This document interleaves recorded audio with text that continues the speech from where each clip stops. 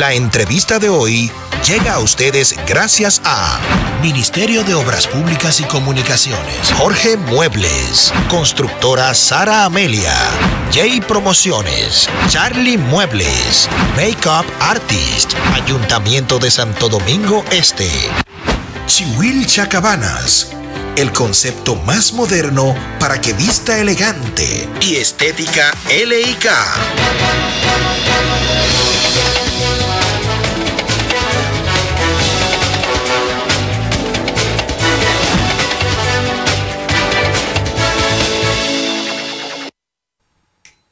Y de vuelta con ustedes a la parte estelar de este programa, la entrevista, y hoy contamos con el honor, el privilegio de tener con nosotros a una figura realmente trascendente en la política dominicana, un hombre con una impronta maravillosa que lo ha demostrado de la función pública y también como político. Con nosotros el doctor Guillermo Moreno.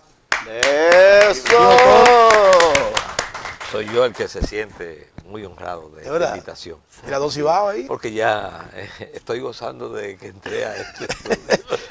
Don Cibao es tan especial usted, mire, que cambió el saco hoy. Sí. Desde que usted lo anunció, yo cogí para acá, para acuérdense que yo también aspiro a presidente. También, candidato. Por ahí Pepe me partido por la mitad. Ese es su partido. Ahí es que yo voy como... Allá por... Y en la última encuesta salí como el candidato más votado. ¿De verdad? Hasta mi esposa me votó. Oh, es increíble.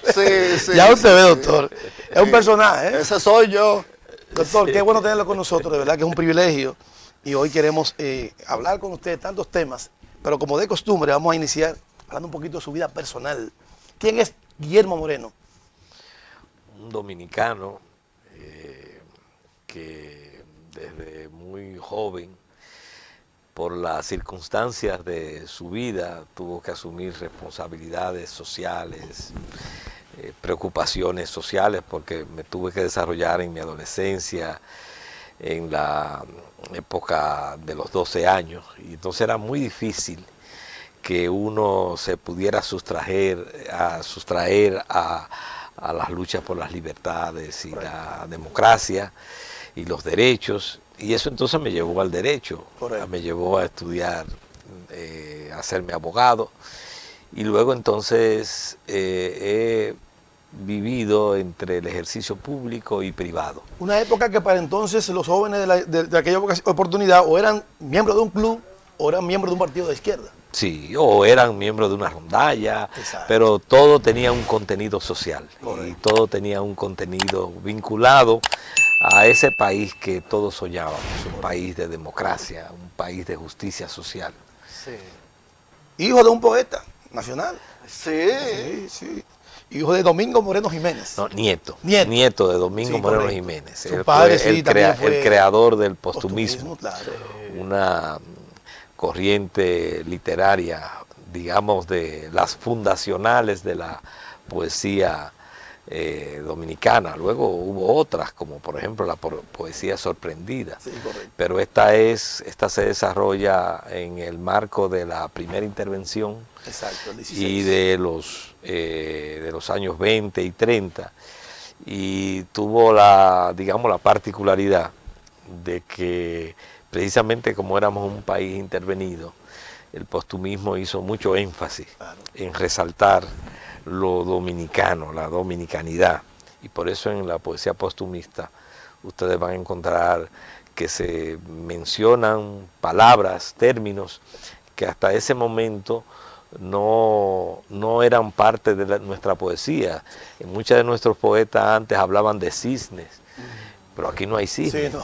Ahora, en el postumismo usted oye que hay poesía, términos como la tórtola, por ejemplo, que es algo muy nuestro. O sea, que sin caer en el criollismo, en lo que es la poesía criollista, el postumismo rescató y resaltó mucho la dominicanidad. Que por cierto cumplió ya más de 100 años el género postumista.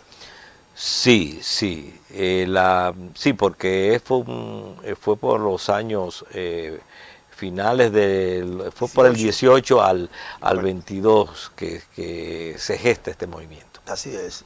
Acuérdate que hay lo que hay cisne, es donde dan las películas. No, es otra cosa, Cibao. El cisne es un ave.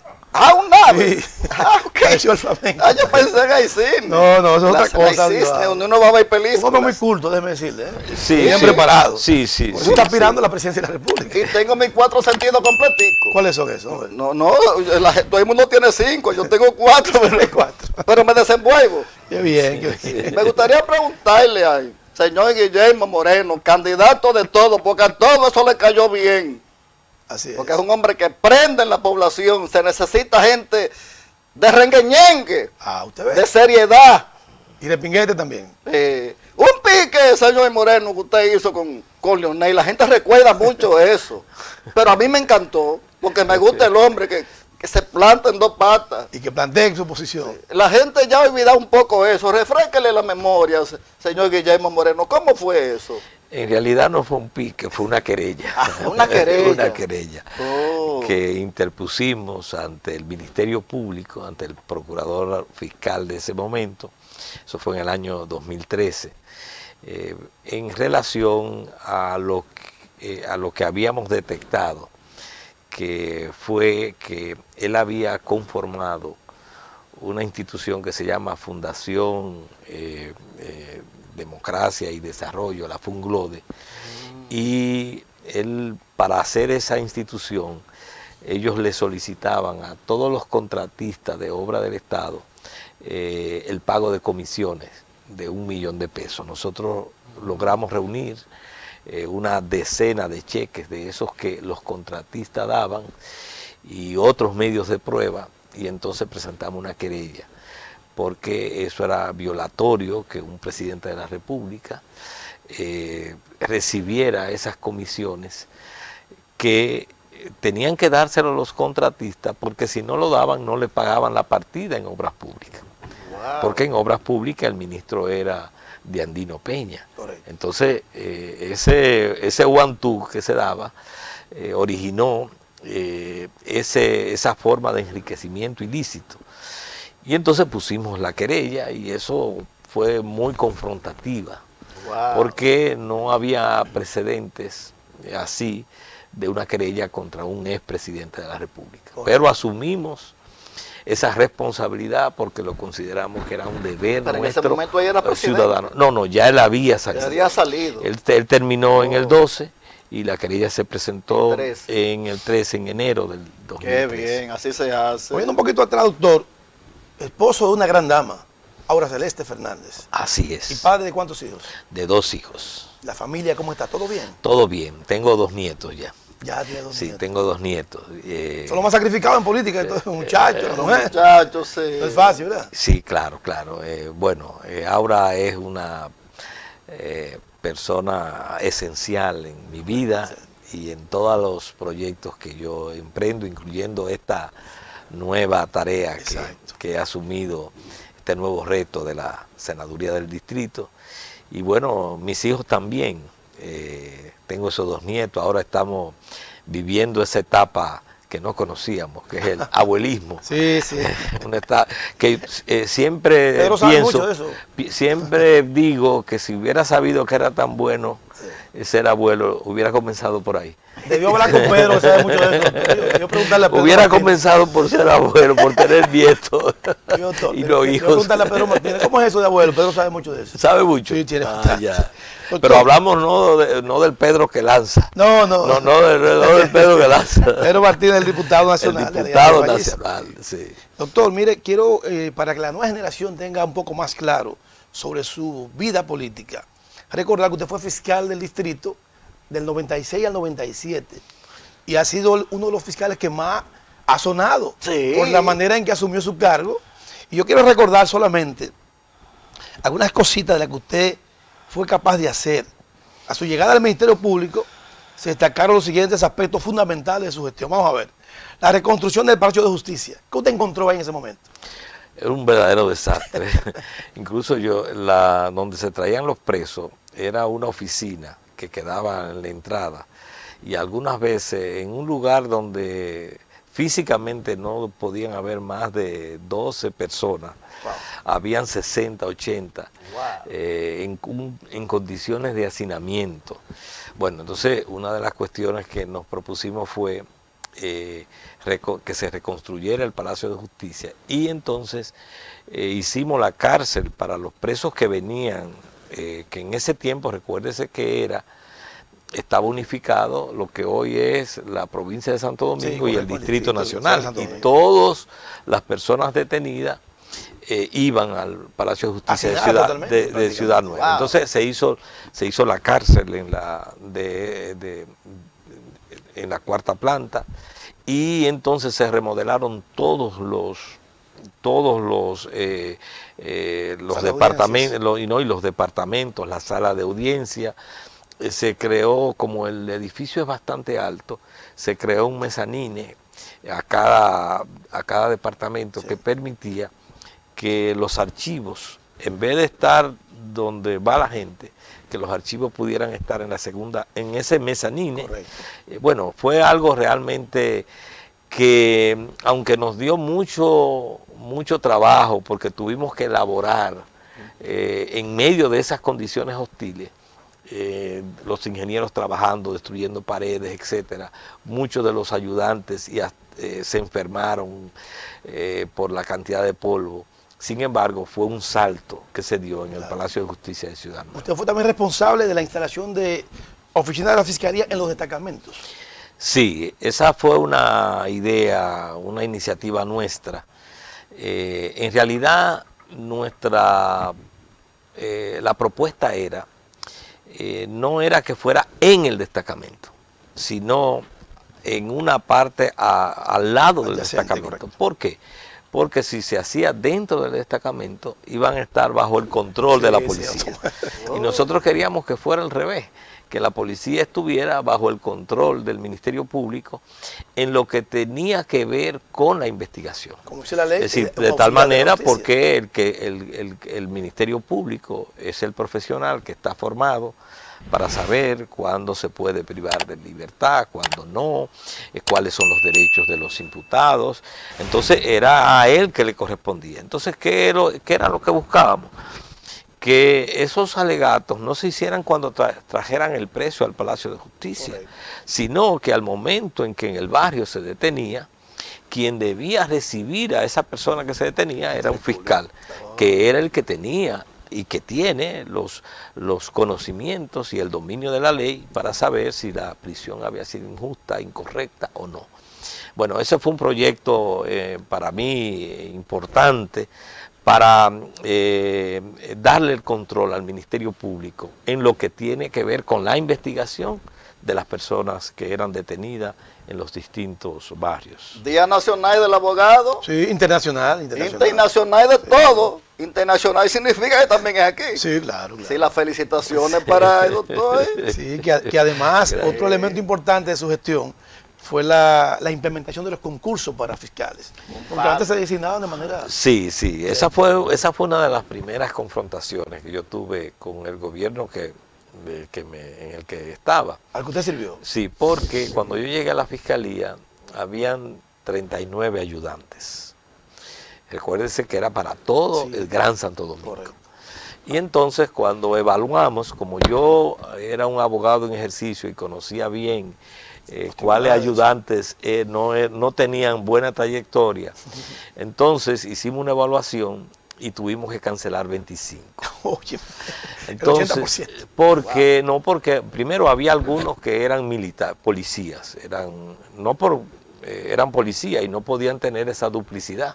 Usted no podía ser policía en ejercicio y al mismo tiempo ayudante fiscal. Y otros porque tenían una trayectoria no muy santa en su ejercicio y de diversas razones. Entonces, eso hizo que nosotros, cuando dimos ese paso, tuviéramos que buscar nuevos fiscales. La idea fue que enviaron entonces una lista del partido oficial y yo le dije, bueno, así no, porque no fue para eso. Sí. Yo quiero que los nuevos ayudantes lo vamos a evaluar. Entonces, y de esa evaluación, si ese grupo que ustedes han enviado tiene que ser evaluado. Y entonces lo que hicimos fue que le dimos un examen escrito y un examen oral. En esa comisión no estaba yo. Yo busqué 3 de los más expertos en conocimiento y dominio, y ellos evaluaron y entonces le fueron dando una tabulación y pusieron cuáles eran los que tenían mejores condiciones para la función, y eso fue entonces los que enviamos a la consultoría jurídica para fines de que lo nombraran. Dentro de eso hubo varios de los que habían originalmente, de los que originalmente había enviado ese partido, porque efectivamente tenían las condiciones y como dominicanos tenían el mismo derecho, pero lo que no queríamos era que fuera solamente el criterio fuera ser, sino que era porque es una función que requiere de unas capacidades específicas, no de una militancia específica. Correcto. Eso es correcto, y si íbamos a hablar de transformación, tenía que hacerlo en todos los sentidos. Sí. Claro. Y hablando de leyes, señor Moreno, ¿qué le pareció a Marco Pempen que se quiso armar en el colegio de periodistas? Eso ha sido el bochorno social del año. Será de abogado, señor.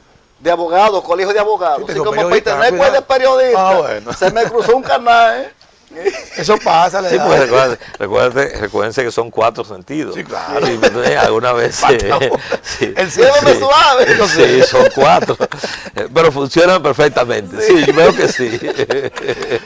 La opinión sobre el colegio de abogados. Bueno, realmente es algo que a uno como abogado le resulta bochornoso, que no podamos ponernos de acuerdo en las normas que nos rigen. ¿Tú te imaginas? Y en realizar las elecciones y poder elegir sin ningún tipo de trauma a los que deben ser nuestros representantes. Y que eso se esté repitiendo una y otra vez habla muy mal de nosotros como profesionales, o por lo menos los que controlan esas estructuras.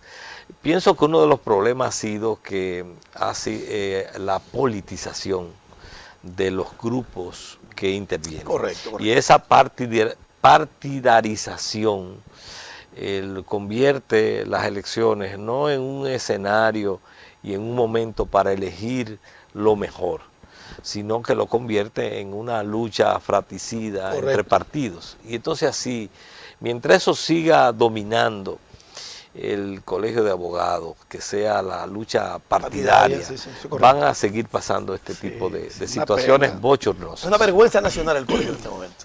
Eso es así. Doctor, usted es un hombre que en su ejercicio como fiscal también tomó decisiones muy duras, muy drásticas, ¿verdad? Digo, propio de su responsabilidad. Pero para entonces no se conocía un funcionario de ese nivel que fuera capaz de llamar por su nombre las cosas. Sí. Hay unos temas que a usted le tocó manejar.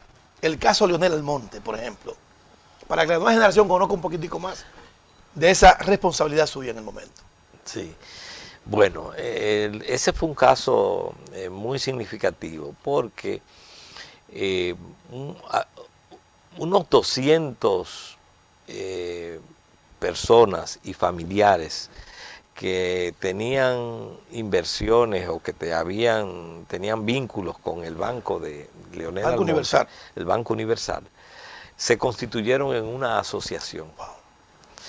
Y esa asociación se llamaba Ciudadanos Estafados por Leonel Almonte. Y el Banco Universal. Sí. Y lo que había pasado era que cuando él le ofrecía una tasa de interés, como hemos visto esos sistemas piramidal así, le ofrecía una tasa de interés muy alta por encima de los demás. Mucha gente vendió su casa, tomó sus ahorros y lo invirtió. Y entonces el banco, como tenía que pasar con esas tasas, quebró. Pero cuando las personas fueron a buscar su dinero, resulta que ellos habían firmado un documento sin saberlo, donde ellos no tenían depósitos, sino que ellos eran socios, inversionistas en el banco. Y entonces la respuesta que le daban es no, que usted se arriesgó, el banco quebró y entonces vamos a compartir.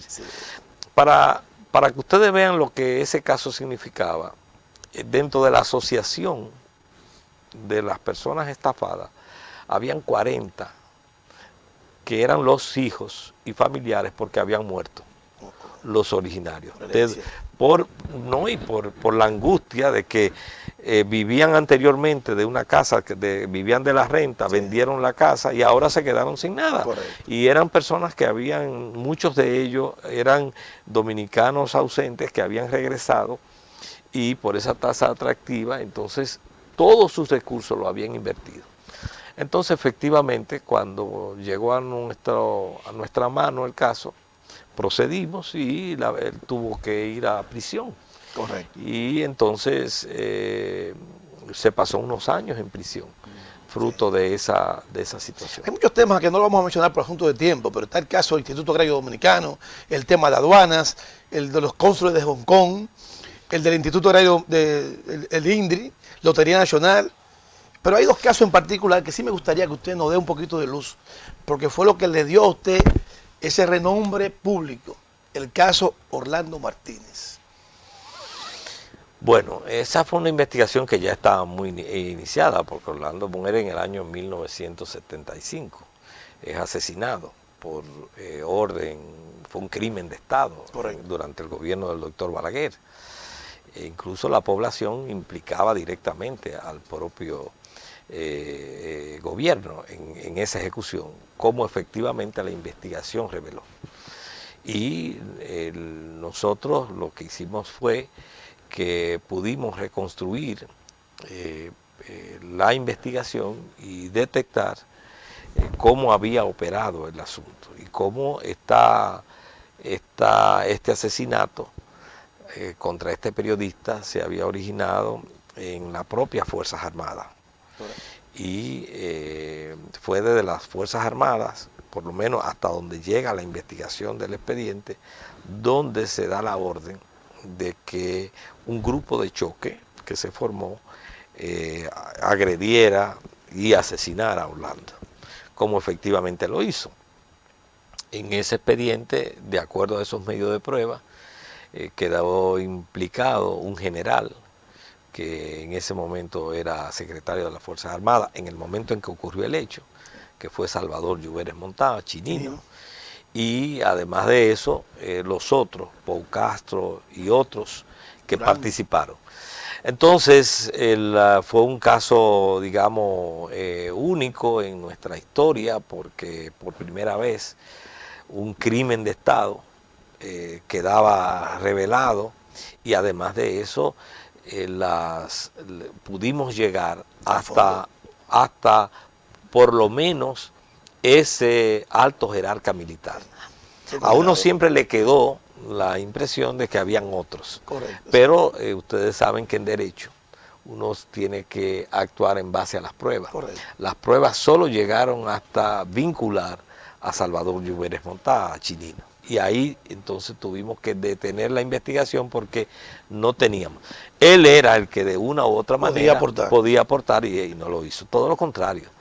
Dentro de este sistema de complicidad y de impunidad, la Suprema Corte de Justicia desglosó el expediente y lo excluyó a él por supuestas razones de enfermedad, y efectivamente nunca perimió y no fue de los juzgados. Los otros que sí participaron fueron condenados a distintas penas, pero en el caso de él se desglosó, se le dio larga, fue una manera de garantizarle impunidad, y finalmente no se le juzgó ni se le condenó. ¿Y él conocía la famosa página en blanco? No, él no conoce, no sé si la conocía, dudo que la conocía. Lo que pasa es que hubo una reunión, fue en las Fuerzas Armadas, en la Secretaría de las Fuerzas Armadas, en la cual se tomó la determinación por un artículo que había escrito Orlando Martínez, en el cual le pedía al doctor Balaguer que nos dejara en paz y se fuera. Correcto. Y entonces era un artículo muy agudo y entonces muy frontal. Entonces, de esa reunión, quien sale es precisamente Salvador Lluveres y da instrucciones para formar el grupo de choque. Correcto. Hasta donde la investigación llegó es hasta cuando él da la orden, Salvador Lluveres. No encontramos elementos de prueba suficiente, más que deducciones, de lo que pasó en esa reunión y de otros que participaron en esa reunión. En esa reunión uno sabe que participó, además de de Salvador Lluveres, participó Pérez y Pérez, el general, y participó también Ramón Emilio Jiménez. Entonces participaron, pero los medios de prueba no lo vinculaban directamente a él. Entonces, como en derecho no es un problema de deducciones, sino de medios de prueba, a él sí, porque en relación a Salvador Lluveres sí teníamos el testimonio del coronel que era su asistente, a quien él le dio la orden. Entonces a él quedó vinculado. Correcto. Y ese coronel es el que forma el grupo de choque y busca a Pau Castro. Y Pau Castro entonces forma el grupo de choque. Exactamente. Todos ellos entonces terminan siendo ya directamente implicados. De ese caso siempre recuerdo que algo que me llamó mucho la atención, uno de los implicados, cuando nosotros lo apresamos, en el momento en que se produjo el hecho, él era menor de edad, tendría algunos 16, 17 años, pero luego cuando lo apresamos ya era mayor de edad. Que resulta que él, cuando llegó a la fiscalía, nunca olvido que él respiró profundo, así dice: al fin me voy a liberar. Él tenía un peso. Y recuerdo que decía algo, y por qué los pueblos deben siempre luchar, no olvidar a aquellos que son maltratados, asesinados. Él decía, todos los 17 de marzo, desde ese mes de marzo, yo me escondía, porque donde quiera que yo veía la foto de Orlando, recuérdense que el Partido Comunista Dominicano y todo el colegio de periodistas publicaban siempre afiches con la cara de Orlando. Y recuérdense la cara de Orlando con sus lentes. Fue una foto simbólica. Claro. Entonces él decía, durante ese mes de marzo yo no salía, porque donde quiera que yo veía un afiche, yo sentía que él me miraba y me acusaba. Y entonces, cuando él llegó a la fiscalía y se sentó así, respiró. Por fin. Al fin me voy a liberar. Wow. Mira, finalmente sobre ese tema, para que pasemos ya a la parte política, usted como ciudadano, como abogado, como fiscal, ¿qué siente al saber que un tema de ese nivel llegó, quizás no al total de lo que la población esperaba, pero finalmente se hizo justicia? Sí. Bueno, siento que efectivamente nosotros tenemos que alcanzar un nivel de desarrollo de nuestra justicia, de nuestro poder judicial, donde no haya impunidad. Una de los grandes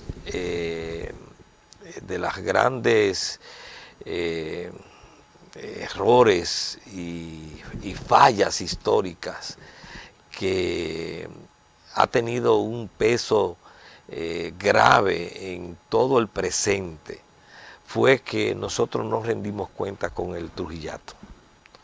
Es decir, todo lo que fue una dictadura de 30 años, luego en los gobiernos siguientes, operó un borrón y cuenta nueva, operó en otros casos el olvido, y hubo impunidad, y luego volvieron y se reinsertaron. Y el contubernio también. Y es claro, y la complicidad, se reinsertaron y le dieron continuidad bajo nueva forma. Todavía hoy nosotros somos una sociedad que está pendiente de ser destrujillizada, porque hay muchísimas cuestiones que son herencia de esa dictadura, porque no rendimos cuenta, no establecimos las sanciones. Asimismo, este hecho del caso de la justicia que se lo alcanzó, en el caso de Orlando Martínez, pienso que establece un precedente. Correcto. De qué importante es para el país que se haya podido establecer el castigo, sanciones, por lo menos a una parte importante de los que participaron, porque manda el mensaje de que eso fue una justicia que fue capaz muchos años después, porque estamos hablando muchos años después, ya habían pasado más de 20 años, muchos años después, el brazo de la justicia los alcanzó y recibieron la sanción. Correcto. Y siguiendo con la justicia, doctor, ¿y qué le parecen todas estas operaciones? Operación Calamay, Operación Pulpo, más operaciones que en Aidarío. Sí. ¿Cómo va la justicia? ¿Cómo usted evalúa esta nueva justicia? ¿Cómo se dice el presidente? Independiente. ¿Cómo va Berenice? Bueno, lo primero es que parece que tenemos un mar muy convulso, porque salen muchos. Sí. Tenemos pulpo, tenemos calamar, ¿verdad? Sí. Entonces es un mar muy convulso el que tenemos. Dice que falta el tiburón. Bueno, falta, hay uno que el que falta es el de león marino. El león marino, sí. Hay un león marino por ahí que se ha estado ¿Será porque están cayendo muchos peces gordos? Sí, puede ser. Pero esa es una de las aspiraciones que tiene esta sociedad, que se pueda armar la operación para la caza del león marino. Parece que está cerca. Bien, yo pienso que hemos entrado en una etapa nueva. Hemos avanzado. En cuanto a que tenemos algunos logros en materia de independencia del Ministerio Público y también en la investigación que se ha hecho de altos jerarcas y de funcionarios que en otras circunstancias hubiera quedado impune. Así es. Nosotros siempre hemos creído que no debe solo limitarse a la investigación del gobierno inmediatamente anterior, sino que aquí hay que hacer la investigación de estos 20 años de corrupción que se caracterizó a ese partido, que todavía hay mucha gente que tiene que responder, hay muchos bienes que recuperar, pero digamos que se ha avanzado, sobre todo porque la cabeza del Ministerio Público, que es la magistrada Miriam Germán, es una fuente no solo de capacidad, sino también de compromiso con la justicia y con la persecución de esos hechos de enriquecimiento, y además comprometida a que no haya impunidad. Claro, hay que decir que nosotros todavía tenemos la justicia y el Ministerio Público heredado. Y que hay mucha gente ahí, tanto en el Ministerio Público como en la justicia, que tiene lealtades y compromisos con los gobiernos que precisamente deben ser investigados. Estoy peleando algunos procesos. Así es. Ahí hay gente metida. Que por cierto, Alianza País como partido siempre ha planteado propuestas de transparencia del gobierno. Y justamente la población conoció hace poco de una alianza estratégica entre ustedes como partido y el Partido Revolucionario Moderno, que lo lleva usted como candidato a senador por el Distrito Nacional. La gente se pregunta, ¿qué tan importante ha sido para Alianza País, para usted como figura, dar ese paso, ya que la población le conocía en todos los intentos anteriores como candidato presidencial? ¿Qué ha sido tan importante para ustedes tomar esa decisión? Fue la decisión correcta en el momento correcto, porque tenemos la decisión de participar en los órganos en los cuales se toman las decisiones políticas. Correcto. Y se definen las políticas públicas. Y ante este acercamiento que hubo con el PRM, vimos que efectivamente había una coincidencia entre el gobierno que ha realizado el presidente Luis Abinader y Alianza País. Alianza País levanta como su lema por un gobierno honesto. Y es notable que en los más de 3 años que lleva el gobierno de Luis Abinader ha habido un énfasis, ha estado remarcado la necesidad de llevar la honestidad al gobierno, de llevar la transparencia. Tengo que decir, no estamos diciendo que sea el gobierno perfecto. Correcto. No estamos diciendo que no haya habido corrupción. Estamos diciendo que hay desde la primera figura del Estado, que es el presidente, una actitud de no permitir y de aupar y de estimular que llegue la honestidad al gobierno y de que haya transparencia. No solamente es el hecho de que la magistrada Miriam Germán sea la Procuradora General de la República, es también la Dirección de Ética, por ejemplo, es también compras y contrataciones con Carlos Pimentel, es también Yayo Lobatón en aduanas. Es decir, cuando uno ve todo ese esfuerzo, uno ve que hay un énfasis muy claro en que debemos distanciarnos de esos gobiernos donde lo que había era todo lo contrario. Aquí, por ejemplo, nosotros tuvimos procuradores generales que eran los que al mismo tiempo eran los administradores de la oficina privada del presidente, de abogados. Y teníamos también que se ponía en la Suprema Corte de Justicia a abogados que eran asociados de la oficina privada del presidente. Oye, eso es lo que se llama, y al mismo tiempo, y miembros del Comité Central. Eso es lo que se llama secuestrar la justicia. ¿Pero por qué se hacía eso? Porque había que garantizar impunidad. Correcto. Y cuando examinamos los otros órganos del Estado nos dábamos cuenta que lo que primaba desde el Ejecutivo no era buscar la transparencia. Todo lo contrario, el presupuesto era un gran plan de negocio y cada ministerio hacía negocios con la partida que le correspondía. Y ustedes veían cómo a través de testaferros y de otros mecanismos se apropiaban ellos mismos, se contrataban con empresas que ellos mismos aupaban. Es decir, nosotros vivimos 20 años donde lo que dominó en el Estado fue la corrupción y el enriquecimiento ilícito. Ahora, en estos 3 años y medio de gobierno hemos avanzado hacia un gobierno honesto, hacia un gobierno con mayor transparencia y con mayor fortalecimiento de la institucionalidad democrática. Alianza País, entonces, sobre la base de esas coincidencias, llegó a este acuerdo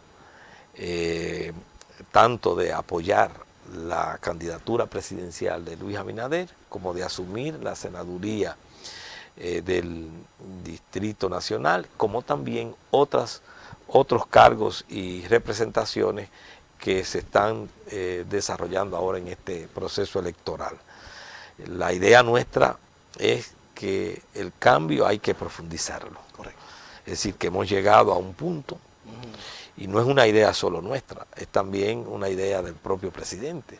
Y de más de 20 partidos también. Y de más de 20 partidos. Este cambio hay que profundizarlo.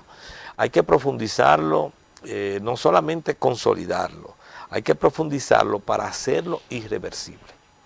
Porque de lo que se trata es de que ese pasado no vuelva, de que no haya retroceso. Lo que la sociedad quiere es que avancemos a partir de aquí, pero no para atrás. ¿Tú oíste eso, Carlos? Así se fácil.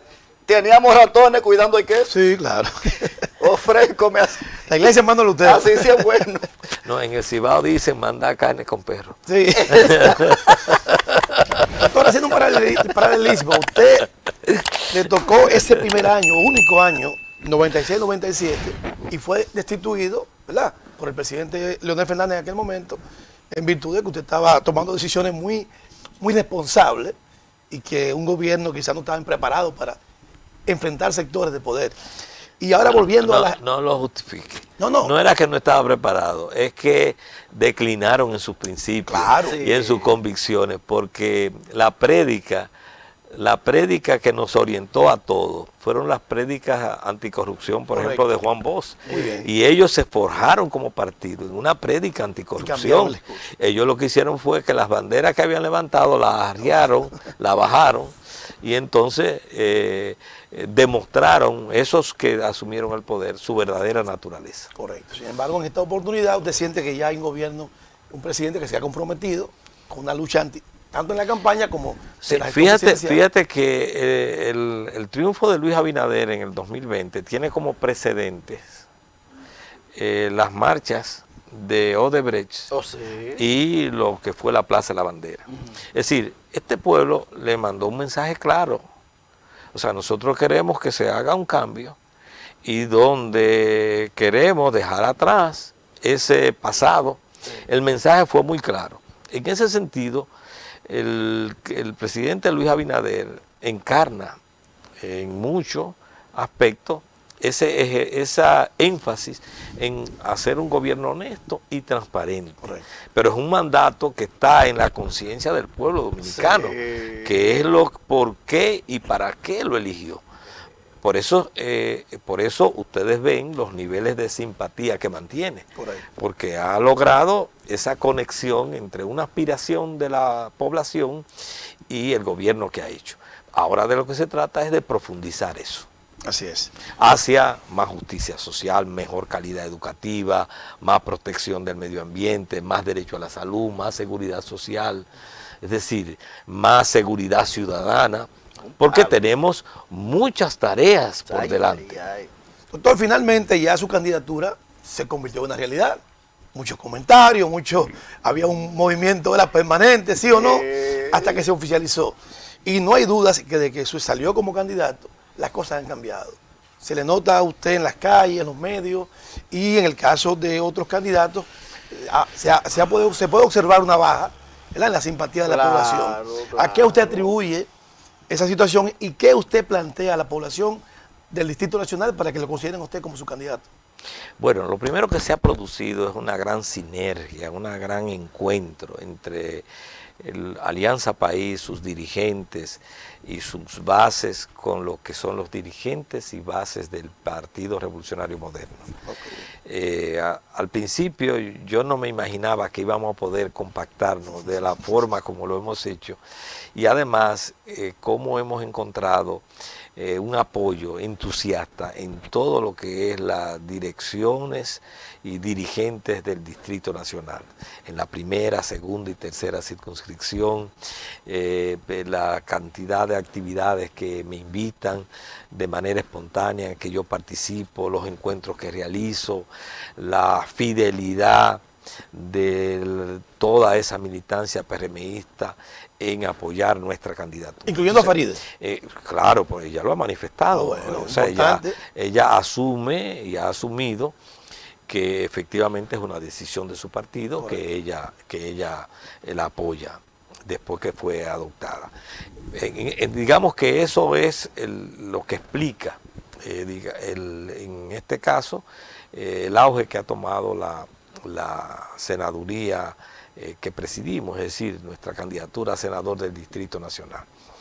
Nosotros, en términos concretos, en estos días hemos estado planteando algunas de las propuestas que queremos llevar al Senado, que tengan impacto en el Distrito Nacional, en la capital. Una de ellas es que vamos a trabajar de forma muy decidida por la titulación de los barrios pobres y populosos de la capital. Importante, zona norte. Que ustedes saben que están en terreno que es propiedad de familias y que por tanto los pobladores lo que tienen son las mejoras ahí, pero no tienen el título de propiedad.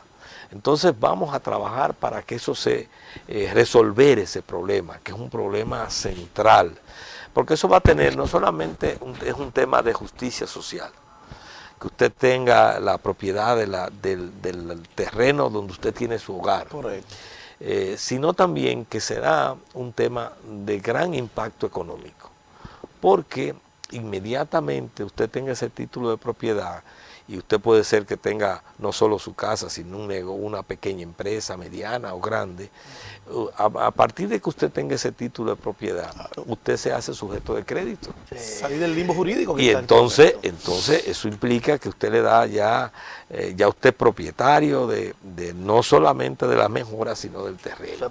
Y usted puede entonces tomar préstamos, mejorar su casa, mejorar su negocio. Bueno, eso es un punto importante. La otra que quiero también referir, nosotros vamos a impulsar que se haga universal en el Distrito Nacional, para empezar, que todos los liceos secundarios y de educación media se conviertan en liceos politécnicos.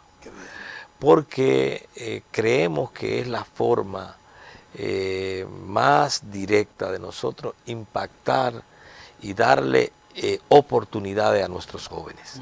De tal suerte que ser bachiller no sea simplemente un título, sino que implique también un conocimiento, el dominio de conocimientos técnicos, donde la persona, después de pasar por ese bachillerato técnico, tenga una de dos: o se hace profesional porque pudo detectar cuál fue su mayor área de gusto, de habilidad, de condiciones, y puede entonces hacerse profesional del área que detectó, que le atraía más, o tiene también los conocimientos y la formación para acceder a un empleo. Es decir, que... O un pequeño negocio también. O ser un emprendedor. Entonces, la cuestión es que eso va a tener un gran impacto en nuestros jóvenes. Para nosotros eso es un proyecto que vamos a tomar el Distrito Nacional como nuestro plan piloto para generalizar que todos los liceos secundarios o de educación media se conviertan en liceos politécnicos. Cuente con mi voto de una vez, pues yo sufrí eso en carne viva. Yo fui bachiller, pero nunca lo pude ejercer. ¿Por qué? No sabía nada. Sí, porque bachiller sale con una preparación de carpintería, de electricista. En el caso del politécnico. Cuando va al politécnico. Cuando va a un politécnico. Pero también, por ejemplo, una de las cosas que también vamos a impulsar, que va a tener impacto ahí mismo, es el bilingüismo. Es decir, que nosotros queremos que todos nuestros bachilleres también salgan de la educación secundaria con el inglés como segundo idioma. Doctor, ¿y qué vamos a hacer con los directores de cámara que hacen muchísimas señas, que no quieren llevar del aire? Bueno, 5 minutos más al canal que nos dé. Un regalo que el canal nos va a dar el día de hoy, un día especial. Nunca me dan nada, hoy quiero 5 minutos, por favor. Continúe, doctor. Bueno, entonces ese es un proyecto que le queremos poner una atención especial. Hay otra cuestión que para mí que tiene también que ver con la educación, y me voy a quedar en este marco, es con, nosotros tenemos que lograr que universalizar también la educación de la primera infancia. Correcto. O sea, es una gran injusticia que cientos de miles de niños entre 2 y 5 años no puedan ir a una escuela, a la educación pública. Entonces, lo que tenemos que hacer es crear las condiciones en el marco del 4% para que nuestros infantes desde los 2 años puedan acceder. Eso tiene muchas ventajas. Una de las ventajas es primero que los padres podrán llevar en vez de dejar su niño de 2 años con la abuela, con la tía, con la vecina, o tal vez con el hermanito mayor o la hermanita mayor, van a estar en un centro donde van a estar recibiendo los estímulos cognitivos en la etapa en que se está formando su cerebro.